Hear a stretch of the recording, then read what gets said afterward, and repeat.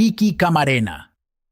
En 1980, Enrique Kiki Camarena, agente de la DEA de 33 años, se mudó con su familia a Guadalajara para trabajar en su oficina. La ciudad era el corazón del cártel de Guadalajara, dirigido por Rafael Caro Quintero y Miguel Ángel Félix Gallardo, que enviaban toneladas de marihuana y cocaína a Estados Unidos.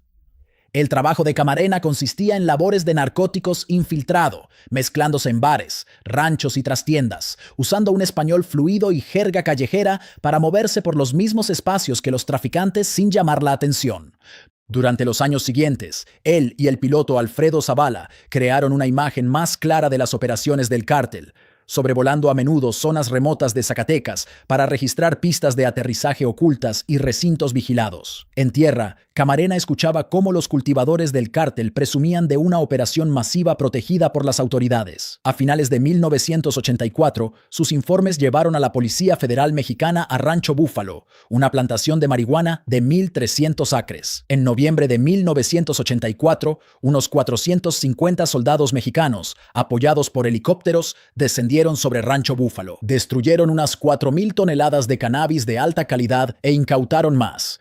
En total, cosechas por un valor estimado de $8,000 millones, cerca de un tercio del suministro de marihuana de Estados Unidos en aquel momento. El golpe le costó al líder del cártel, Caro Quintero, al menos $50 millones personalmente, y pronto se dio cuenta de quién era el responsable: Kiki Camarena. El 7 de febrero de 1985, sobre la 1 de la tarde, Camarena salió del consulado estadounidense en Guadalajara para comer con su mujer. Estaba a 3 semanas de un traslado de vuelta a San Diego. Un empleado corrupto dentro del consulado ayudó a los pistoleros del cártel a identificarle al salir a la calle. 5 sicarios lo forzaron a subir a un coche a punta de pistola.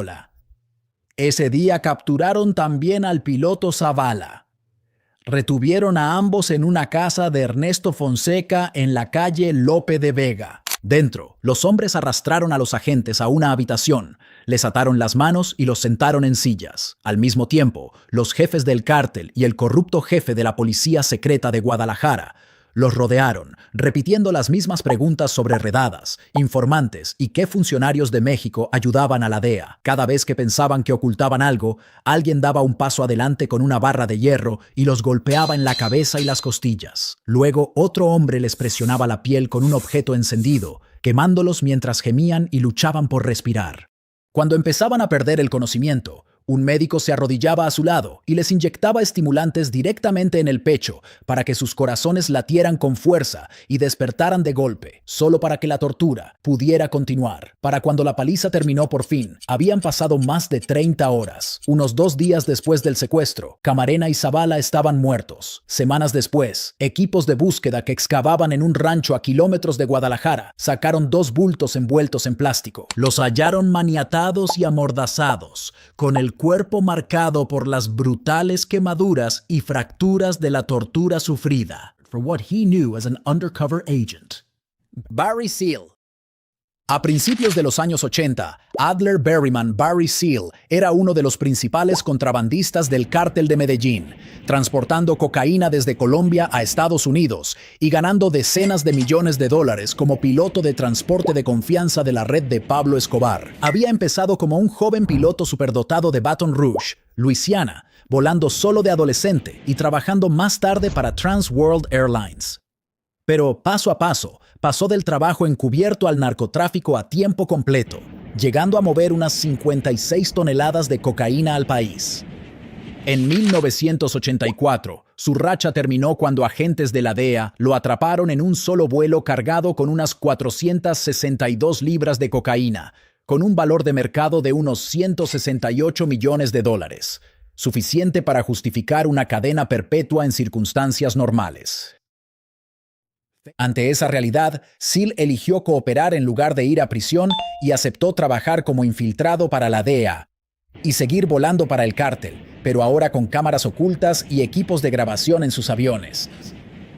Los agentes equiparon su avión con sistemas de radio avanzados y la CIA añadió más tarde cámaras secretas, de modo que para el cártel de Medellín seguía apareciendo el mismo contrabandista, cuando en realidad estaba reuniendo pruebas internas.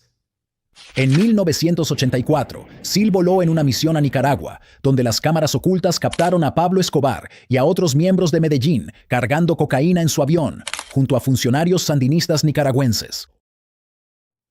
Aquellas fotos llegaron al despacho de Ronald Reagan y se usaron como prueba del vínculo entre los traficantes y el gobierno de Nicaragua. Para el cártel, aquello fue una traición absoluta. Su piloto de confianza se había convertido en un testigo estrella de la DEA y había ayudado a avergonzarlos ante el mundo. Pusieron precio a su cabeza. $500,000 si lo mataban. Según informes, ofrecían $1 millón si lo llevaban vivo a Colombia. El 19 de febrero de 1986, Sil entró en el aparcamiento del Centro del Ejército de Salvación en Airline Highway para un control obligatorio a las 6 de la tarde para el Ejército de Estados Unidos. Unos 30 segundos después de aparcar, un coche que había estado vigilando desde el aparcamiento se colocó en posición y un sicario colombiano bajó con un subfusil MAC-10 con silenciador. El pistolero disparó varias ráfagas contra la ventanilla del coche de Sil, alcanzándole 6 veces, 3 disparos en la cabeza y 3 en el pecho, matándole casi al instante. Los investigadores vincularon más tarde a los asesinos con el cártel de Medellín y condenaron a 3 sicarios colombianos. Pero una pregunta, nunca desapareció del todo. ¿Cómo supieron exactamente dónde y cuándo estaría un informante de la DEA con una recompensa del cártel sentado en su coche, solo y sin protección, en un entorno supuestamente controlado en una instalación del ejército estadounidense? El linchamiento de Tláhuac. En la tarde del 23 de noviembre de 2004, 3 agentes de policía llamados Cristóbal Bonilla Martín, Edgar Moreno Nolasco y Víctor Mireles Barrera condujeron un Ford Focus gris camuflado hasta el barrio de Peña Alta de San Juan Ixtayopan, en el extremo sur de Ciudad de México. No iban de uniforme, trabajaban de incógnito cerca de una escuela primaria, con la tarea de aparcar cerca, hacer fotos y reunir información sobre los camellos que vendían droga cerca de los niños. Para los padres, alertados por rumores de secuestros infantiles en la zona, la situación parecía muy distinta. Vieron a 3 hombres desconocidos vestidos de civil, sentados en un coche discreto cerca de una escuela y apuntando con cámaras a los niños. Cuando los hombres bajaron con las cámaras, los vecinos los vieron apuntando con sus objetivos hacia la escuela y entraron en pánico. La gente salió corriendo de sus casas y tiendas, gritando que los secuestradores de niños habían vuelto. En cuestión de minutos, la calle se llenó de cientos de residentes que corrían hacia los 3 agentes, que retrocedieron e intentaron esconderse dentro de su Ford Focus camuflado. La multitud rodeó el coche, los zarandeó violentamente, rompió las ventanillas y luego sacó a los agentes a rastras a la tierra, donde fueron golpeados, pateados y apaleados con piedras y tablones de madera. La gente avisó a la televisión. Los reporteros grabaron a los agentes ensangrentados intentando identificarse como policías federales mientras eran atacados. La turba los ignoró y siguió arrastrándolos por las calles tirando de sus cinturones y camisas, golpeándoles las costillas y la cara hasta que los huesos cedieron. En un punto de la calle, los atacantes rociaron a Cristóbal y a Edgar con gasolina y les prendieron fuego. Víctor fue arrastrado más de 1 kilómetro cuesta abajo hacia el kiosco del pueblo para ser quemado también, pero un equipo táctico logró finalmente abrirse paso entre la multitud y lo sacó segundos antes de que ocurriera. Pasó cerca de 1 mes en coma con los huesos destrozados y desfiguración permanente. Guillermo Calderoni. A finales de los 80, Guillermo González Calderoni era uno de los comandantes de policía más temidos de México. Trabajó para la Policía Judicial Federal y ayudó a detener a importantes traficantes, incluido el jefe del cártel Miguel Ángel Félix Gallardo, lo que le hacía parecer un despiadado cazador de cárteles. Pero entre bastidores, los testigos dijeron más tarde que también estaba a sueldo de los cárteles, pasando información a los traficantes mientras luchaba oficialmente contra ellos. A principios de los 90, las luchas políticas y la corrupción le acechaban, poniendo su posición en riesgo. En 1993, al emitirse una orden de arresto en México, Calderoni cruzó la frontera y huyó a Estados Unidos. Fue entonces cuando contactó con Héctor Berreyes, de la DEA, ofreciendo una oportunidad inédita. Un alto mando policial estaba totalmente dispuesto a revelar la profunda red de corrupción que vinculaba al gobierno mexicano con los cárteles. La DEA lo acogió como testigo protegido e incluso le permitió trasladar millones de dólares a Estados Unidos. Una señal de lo valiosa que era su información para ellos. Durante 10 días, oculto en diversas casas de seguridad, prestó declaración contra antiguos presidentes y altos cargos gubernamentales que estaban directamente vinculados con el dinero del narcotráfico. El 5 de febrero de 2003, Calderoni salió de un bufete en McAllen, Texas, una zona fronteriza muy concurrida. A plena luz del día, mientras se dirigía a su vehículo, un sicario lo abordó y le disparó mortalmente, logrando escapar de la escena antes de que nadie pudiera detenerlo. Calderoni falleció allí mismo, a pesar de ser un informante protegido de altísimo valor para el gobierno. Hasta el día de hoy nunca se ha acusado a nadie por su muerte, ni se han realizado detenciones. El detenido era El Pollo Almada, el 26 de septiembre de 2019.